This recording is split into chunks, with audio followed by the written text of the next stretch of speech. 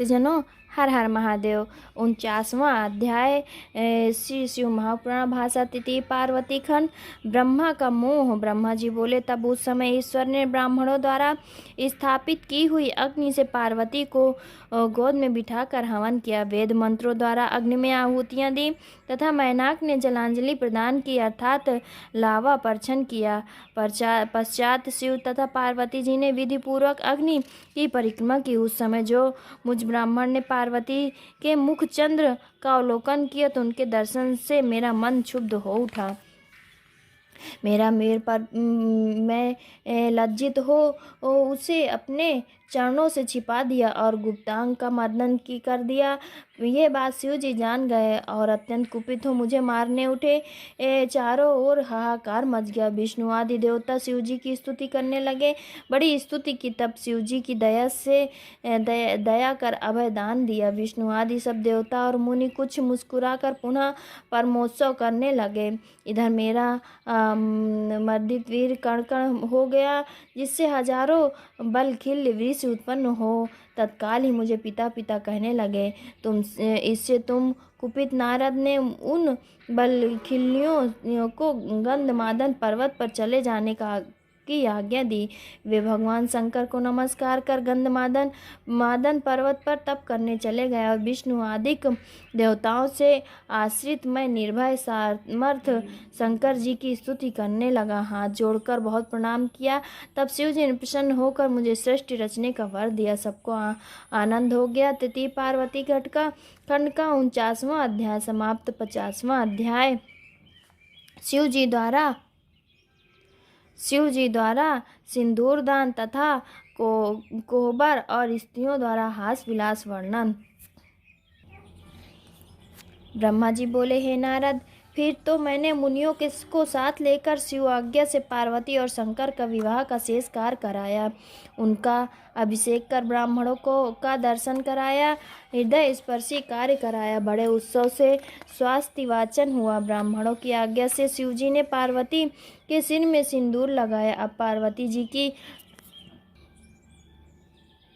अद्भुत शोभा हो गई। शिवाशिव एक आसन पर बैठे। फिर मैंने आज्ञा दी तो दोनों अपने स्थान पर आकर मिष्ठान का भोजन किया। लौकिक रीत से विवाह का सब कृत्य हुआ। शिव जी ने विधि पूर्वक आचार्य के लिए गोदान किया। अनेकों मांगलिक वस्तुओं का दान हुआ। अनेकों रत्न और करोड़ों प्रकार के द्रव्य तथा 100 सोने के मुद्राएं ब्राह्मण को दान दी गई। सभी देवता और चराचर जीव मन में प्रसन्न हो जय जयकार करने लगे। चारों ओर से मंगल गान और आनंदवर्धक बाजों की ध्वनि हो गई। मैं तथा विष्णु आदि देवता अपने अपने स्थान को चले गए। फिर हिमालय के नगर की स्त्रियां शिव और पार्वती को कोबर स्थान में ले गईं। लोकाचार कर अनेकों उत्सव किए। फिर कृत्यों से निवृत्त हो सुंदर घर में लिवा ले गए। कुछ पुलकित हंसी हुई। जय ध्वनि के साथ कटाक्ष करती हुई स्त्रियों ने गांठ खोली। अपने घर में शिव जी को स्थित देख सब अपने भाग्य की प्रशंसा करने लगे। नव दंपतियों को देखने के लिए स्त्रियों का भारी जमाव हो गया। लक्ष्मी, सरस्वती, सावित्री, जाह्नवी, आदिति, सची, लोपामुद्रा, अरुंधति, अहिल्या, तुलसी, स्वाहा, रोहिणी और वसुंधरा और संज्ञा तथा रति प्रभृति देवताओं की स्त्रियां और देवताओं, नागों और मुनियों की कन्याएं अगणित संख्या में आकर शिव जी के पास बैठ गईं और क्रम पूर्वक वे देवियां शिव जी से हंसी की बातें करने लगी। कोई कहती है, महादेव, इस समय प्राण प्रणाली सती तो तुम्हारे समीप ही स्थित है। इनके चंद्रमुख को देखकर अब तो विरह संकट को त्याग दीजिए। अब आप इस सती से आलिंगन कर अपना समय बिताइए। अब तुम्हारा इससे वियोग न होगा। लक्ष्मी ने कहा कि हे देवेश, अब लज्जा छोड़कर इस पार्वती को गोद में बैठाइए। इसके लिए आपका दम घुटा जा रहा था। अब इसके प्रति को क्या लज्जा है। सावित्री ने कहा, हे शंभो, आप पार्वती को भोजन करा के अपने आप भी भोजन कीजिए। इसमें कुछ भी दुख न मानिए। फिर उनको आचमन कराकर आदर सहित पान खिलाइए। जाह्नवी ने कहा, आप कंघी लेकर अपनी प्राणेश्वरी के बाल सुलझाइए। सुहागिन स्त्रियों के लिए इससे बढ़कर और कौन सा सुख है। इसी प्रकार सब श्रेष्ठ स्त्रियों ने शिव जी से हंसी की तब शिव जी बोले, हे देवियों, आप सभी साध्वी जगत की माता हैं, मैं तो आपका पुत्र हूँ, फिर आप मुझसे ये क्या कहती हैं। शंकर जी के ऐसा वचन सुनकर देवताओं की स्त्रियां लज्जित हो चुप साध पुतली के समान चित्र लिखित सी रह गईं। और शिव जी ने मिष्ठान का जलपान कर तांबूल ग्रहण किया। तिथि पार्वती खंड का 50वां अध्याय। 91वां अध्याय काम संजीवन। ब्रह्मा जी बोले, इस समय अनुकूल समय जानकर दीप वत्सल शंकर जी से प्रसन्न होकर रति ने कहा, हे देवेश, पार्वती ने आपको प्राप्त कर अत्यंत दुर्लभ सौभाग्य प्राप्त किया, परंतु ये तो कहिए कि निष्प्रयोजन ही आपने मेरे पति को क्यों भस्म किया। भला आप तो मेरे पति की जीवन यात्रा का संचार कर दीजिए, क्योंकि आपके इस विवाह महोत्सव में सभी मनुष्य सुखी हैं, और हे महेश जी, पति के बिना एक मैं ही दुखी हूँ। हे शंकर जी, मुझ पर प्रसन्न होकर मुझे सनात कीजिए, क्योंकि आप पहले वचन दे चुके हैं, इसलिए अब उसे सत्य कीजिए। आप परमेश्वर, सब कुछ करने में सामर्थ्य हैं। हे सर्वेश, अधिक क्या कहूँ, आप मेरे पति को जीवित कीजिए। ब्रह्मा जी कहते हैं कि ऐसा कहकर रति ने अपने पति काम की भस्म गांठ खोल दी और शिव जी के आगे रख दी और रोने लगी। उनके रुदन से दयाद्र होकर सरस्वती आदि देवों की स्त्रियां भी रुदन करने लगीं। शिव जी ने कहा कि आप जैसी भी हो, आप काम को जिलाइए।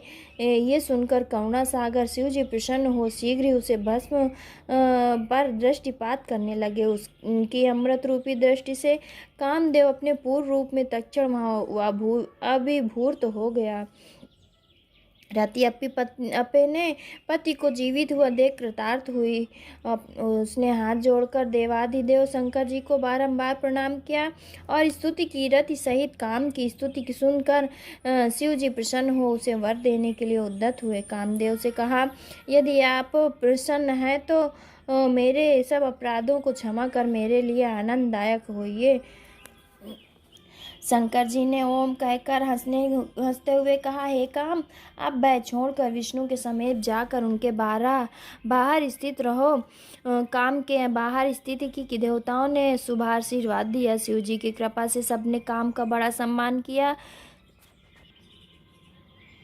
जय जय का सुंदर शब्द हुआ। पश्चात शिव जी ने अपने वासी स्थान में जाकर पार्वती को अपने बाईं तरफ बैठाकर उन्हें मिष्ठान भोजन कराया और पार्वती ने प्रसन्न होकर वैसे ही किया। फिर लोकाचार की दृष्टि से मैना और हिमाचल ने पूछा, शिव जी जनवासे को चले गए।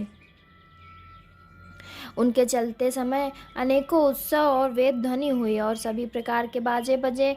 अपने स्थान में आकर शिव जी ने सब मुनियों को प्रणाम किया था। लोकाचार दिखाया। मांगलिक शब्दों और विघ्न नाशक वेद ध्वनि से आकाश गूंज उठा। उस समय विष्णु जी, ब्रह्मा, इंद्र आदि ऋषि मुनियों सहित सभी देवता उपदेवता पृथक पृथक शिव जी की स्तुति करने लगे। सभी ने उन शंकर महादेव त्रिलोचन और निर्गुण निष्काम की जय जयकार की।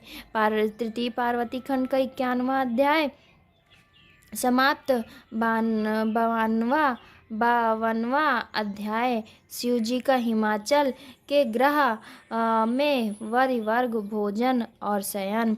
ब्रह्मा जी बोले, हे तात, अब हिमालय ने सबको भोजन कराने के लिए अपने आंगन को सजाया। आंगन धो लीप कर सुगंधित वस्तुएं छिड़की गई। फिर अपने पुत्रों तथा अन्य शैलों द्वारा सब देवताओं को बुलवाया। विष्णु आदि सब देवताओं को साथ लेकर शंकर जी भोजन करने चले।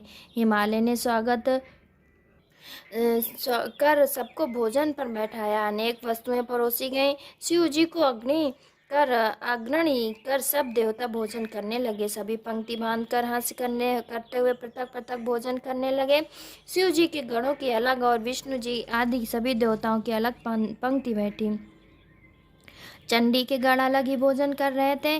प्रसन्नता से हास्य परिहास हो रहा था। सब आनंद से भोजन कर आचमन किया। विष्णु आदि देवता अपने स्थान को गए, किंतु मैना की आज्ञा से सब स्त्रियां शिव जी को रनिवास में लिवा लाई।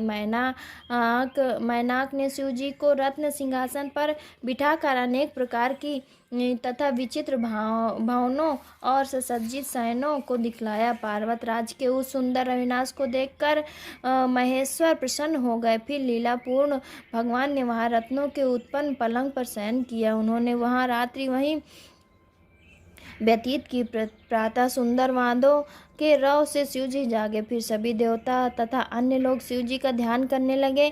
उसी समय विष्णु जी की आज्ञा से धर्मराज ने शिव जी के पास जाकर उन्हें जनवासे में आने का निवेदन किया। तब मैना से आज्ञा ले आगे आगे धर्म और पीछे पीछे शंकर जी अपने जनवासे में आए। लोकाचार के अनुसार उन्होंने ऋषियों की वंदना की, विष्णु की वंदना की, फिर स्वयं भी देवताओं और ऋषियों से वंदित हुए। चारों ओर जय जय शब्द होने लगा, बड़ा कोलाहल हुआ।